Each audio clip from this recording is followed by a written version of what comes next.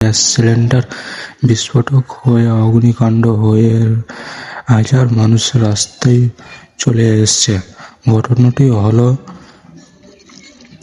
Lucknow Bikashnagar sector 14। সময় ছিল 15 April 2026 সন্ধ্যার টাইমে। গ্যাস সিলিন্ডার বিস্ফোরক হয় এবং তারপরে হঠাৎ করে সব ঝুপড়ি আগুনে লেগে যায়। প্রায় 250 থেকে 500 ঝুপড়ি পুড়ে ছাই হয়ে যায়। খবর ছড়ানোর পরে ঘটনাস্থলে 10টি দমকল আসলেও অগ্নিকাণ্ড নিয়ন্ত্রণে আনতে পারে না।